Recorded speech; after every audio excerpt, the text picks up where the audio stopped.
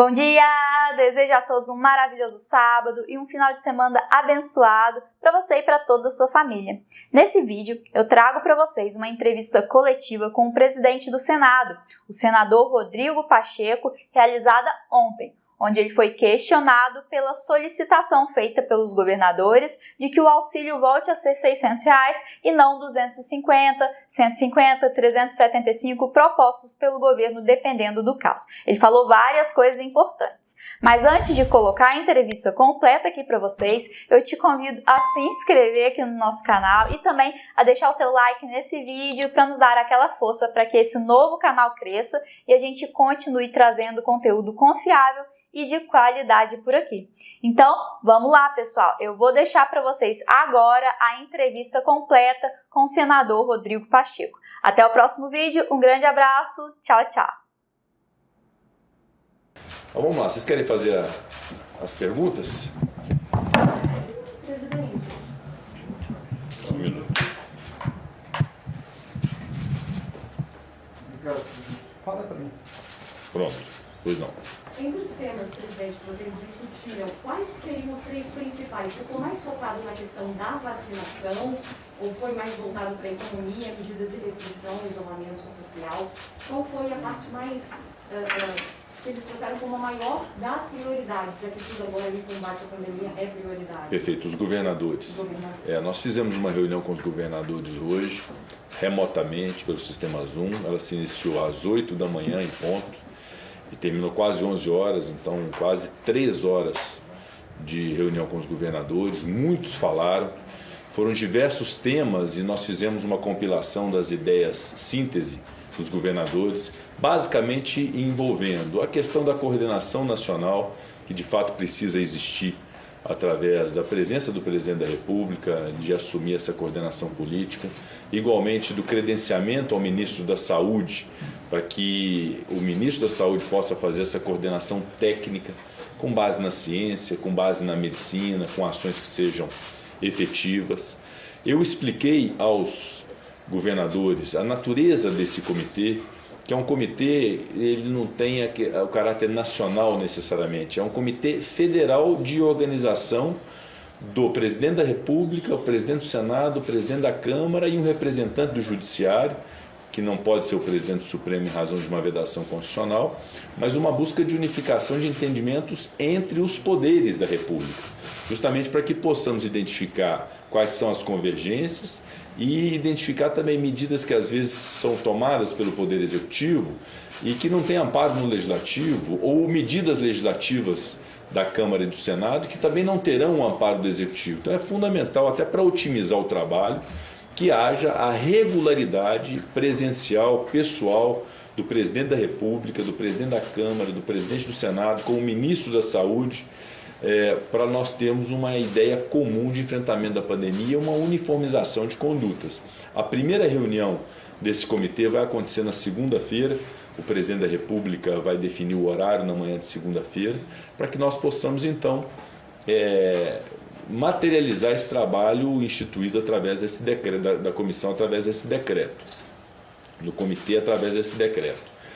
E eu vou fazer questão de levar para essa reunião de segunda-feira essa compilação das reivindicações dos governadores, que são muitas, são diversas. Sinteticamente essa, da necessidade da coordenação, da necessidade de ouvi-los, e os governadores precisam ser chamados a se pronunciar em relação dos muitos e diversos problemas que tem em cada um dos seus estados, desde a questão dos insumos, que é algo que tem que ser resolvido imediatamente, dos insumos de sedação, passando pelas questões de fornecimento de oxigênio, igualmente da abertura de leitos de UTI e da vacinação. Pediram, inclusive, que houvesse uma uniformização do Programa Nacional, do Plano Nacional de Imunização, para permitir que entre os estados haja igualdade em relação à questão das faixas etárias de alcance da vacinação, para não haver desequilíbrio entre os estados federados. É uma coordenação que precisa ser feita pelo Ministério da Saúde, a centralização do fornecimento de vacinas e também de insumos por parte da União e do Ministério da Saúde nas secretarias de Estado da Saúde nos respectivos estados, Então são reivindicações muito justas, muito básicas, mas precisa sentar, conversar e ter a interlocução necessária para isso. Então nós estamos muito otimistas.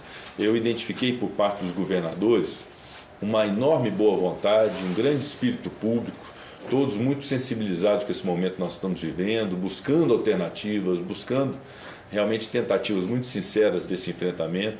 Então, esse anseio geral dos governadores, ao mesmo tempo, os pontos que destacam nessa síntese que nós fizemos nessa reunião de hoje, eu farei questão de levar ao presidente da República para que cheguemos a um denominador comum nesse enfrentamento da pandemia. Presidente, a gente está ao vivo na Globo News. Gostaria de perguntar para o senhor o que foi que o presidente Jair Bolsonaro veio, agora de manhã, aqui na residência oficial, qual foi o questionamento dele, o que veio trazer? Ele procurou saber também algo em relação a essa reunião. Qual foi a conversa com o presidente, por favor? Hoje pela manhã, nós nos falamos por telefone, logo cedo, eram umas 5h30, 6 horas da manhã, e o presidente disse que gostaria de me fazer uma visita hoje, na residência oficial do Senado. Eu disse então que nós teríamos a reunião com os governadores às 8, como de fato fiz às 8, de 8 até 11, logo terminei a reunião com os governadores, o presidente me fez essa visita de cortesia à residência do Senado, e eu participei a ele de alguns pontos que os governadores já externaram, de reivindicações. Ele recebeu muito bem, com muita tranquilidade, esses pontos. Ajustamos a reunião do nosso comitê de enfrentamento da crise para segunda-feira, provavelmente no Palácio do Planalto. Tratamos de algumas questões que nós precisamos organizar para o depois da pandemia, muito embora o momento agora é de absoluta concentração de energia no enfrentamento da pandemia, vacinação em grande escala, aumento de leitos de UTI, salvar vidas, essa é a prioridade absoluta. Mas logo na sequência nós precisamos tratar de reforma administrativa, de reforma tributária. Na verdade, tratar nós já trataremos, mas nós vamos ter que aprovar ao longo desse ano a reforma administrativa, a reforma tributária. Então foi uma visita de cortesia, de uma discussão nacional que precisa ser enfrentada e uma sinalização muito positiva que nós estamos buscando ter um alinhamento com os governadores dos estados, com o governador do Distrito Federal, com o presidente da República, também uma relação muito amistosa com o presidente da Câmara, Arthur Lira. É isso que o Brasil precisa nesse momento, que é uma união, uma convergência. Não haverá convergência sobre tudo, mas é importante nós valorizarmos aquilo que nós convergimos e irmos para frente nisso. Aquilo que diverge, nós temos, eu costumo dizer isso, nós temos mecanismos próprios de solução de conflitos. Mas eu quero valorizar sempre a convergência. O que o Brasil precisa nesse instante é de união. O único caminho que nós temos é de união. E essa união será um grande exemplo para a sociedade brasileira, que nós estamos buscando ter a solução para o problema nacional que nós vivemos hoje. Presidente, os governadores também trataram questões mais econômicas, tipo a recomposição do orçamento, o auxílio emergencial, eles estão pedindo o valor de R$600.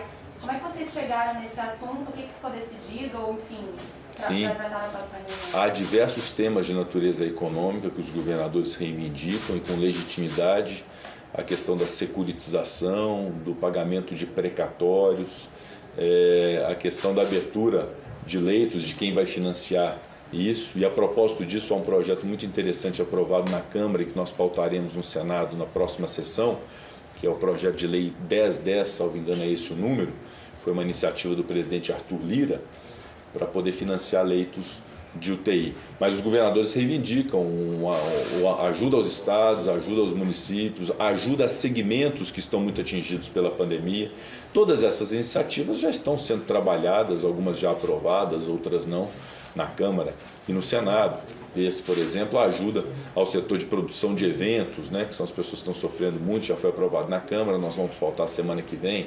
A nova rodada da lei Aldir Blanc, que ajuda os profissionais da cultura também, que há um projeto que nós vamos pautar na próxima semana. Então há uma sensibilização do Congresso Nacional dentro da linha dos que os governadores defendem, de ajuda a segmentos atingidos pela sociedade, o Pronamp permanente, inclusive, a prorrogação da parcela do Pronamp, que é a ajuda de pequenas e microempresas. Então há uma pauta econômica dos governadores, que em diversos pontos converge com a do Congresso Nacional, e precisamos participar o governo federal e o Ministério da Economia para que tenhamos a uniformização disso e identificarmos qual o tamanho do orçamento possível para fazer todo esse atendimento a esses diversos segmentos e atendimento também aos estados e municípios. Quanto ao auxílio emergencial, nós temos que trabalhar com a realidade que nós temos no Brasil, que feliz ou infelizmente é uma realidade que vai socorrer as pessoas, mas que não será, obviamente, aquilo que desejavam as pessoas mais necessitadas do Brasil. Então, os valores instituídos pela medida provisória foi de R$ 250, podendo chegar a R$ 375 ou a R$ 150, a depender da realidade de cada família. É óbvio que todos nós gostaríamos de reeditar o do ano passado no valor de R$ 600, mas não foi possível em razão da responsabilidade fiscal e do orçamento.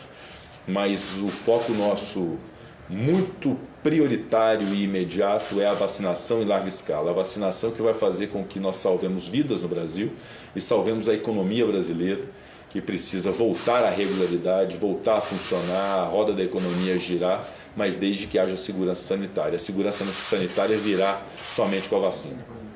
O presidente Bolsonaro falou com o senhor sobre a situação do assessor Felipe Martins. Nós conversamos a respeito disso muito rapidamente.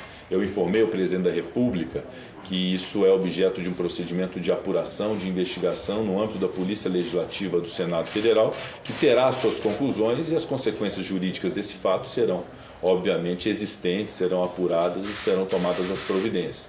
A providência política de manutenção ou não desse assessor cabe ao presidente da República. Afinal de contas, pode demitir apenas aquele que admite. Ele já antecipou alguma coisa sobre esse movimento? Não antecipou absolutamente nada. Eu apenas comuniquei a ele esse episódio e as consequências, as providências foram tomadas pelo Senado Federal. Eu insisto nisso. O Senado Federal repudia qualquer tipo de manifestação racista, de ato obsceno, gesto obsceno, e também repudia qualquer tipo de brincadeira de mau gosto, caso tenha sido essa a intenção. Seja qual for a intenção, foi um comportamento completamente inapropriado. E quais são as consequências, presidente, previstas? Quais são as consequências previstas? Uma vez apurado o fato, a Polícia Legislativa vai identificar, vai apurar o fato, materialidade, autoria, eventualmente sugerir a tipicidade e se encaminhar ao Ministério Público e ao Poder Judiciário para que sejam tomadas as providências adequadas. No âmbito do Senado Federal, não há o que fazer sob o ponto de vista de conselho de ética, que não se aplica a quem não é do Senado.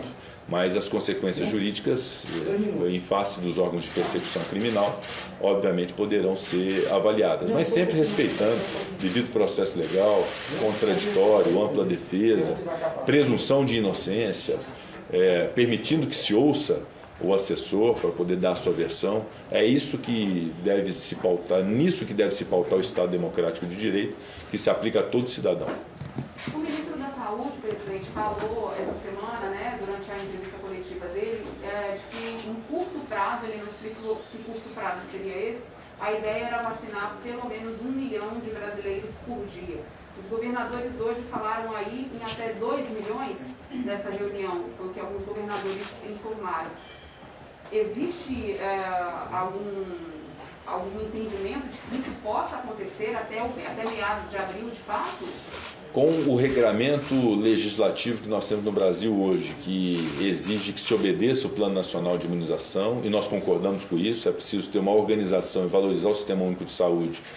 E o Plano Nacional de Imunização, que é muito antigo, juntamente com esse plano de operacionalização em face da Covid, impõe que haja um regramento uniforme no Brasil, com a quantidade de vacinas que sejam concentradas no Sistema Único de Saúde para a distribuição.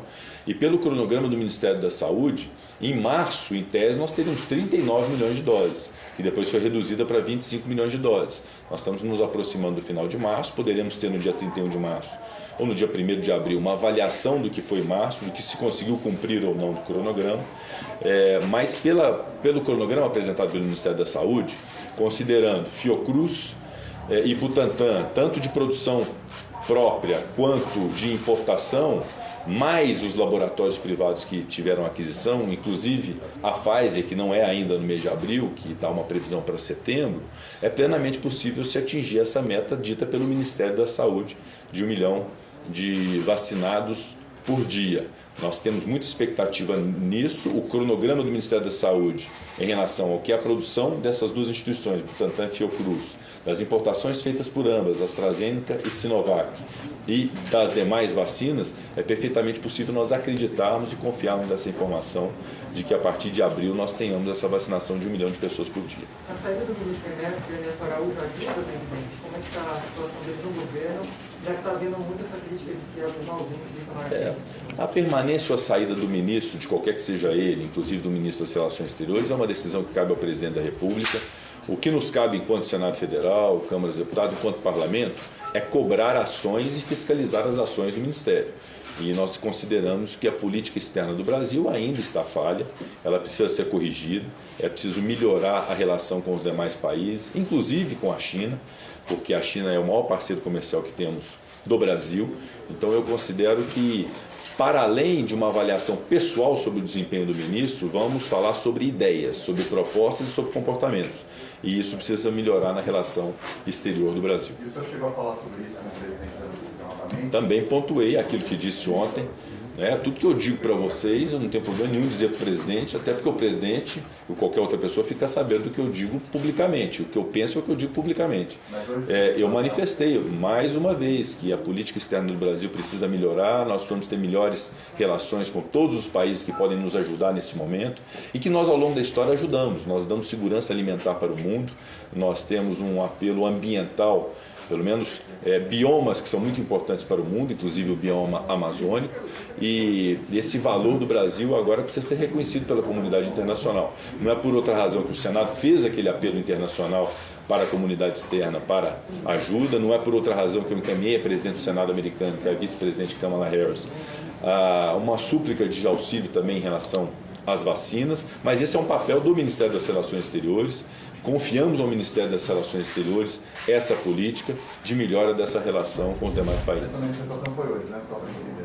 Qual? Essa nova manifestação a presidente que o senhor falou foi hoje mesmo? Não, aquilo que eu disse ontem já para a imprensa em relação à minha posição contra o Ministério das Relações Exteriores, externei novamente ao presidente da República. E ele sinalizou alguma mudança?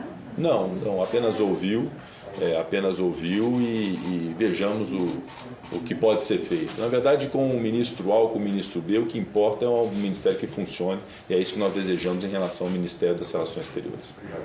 Obrigado, viu?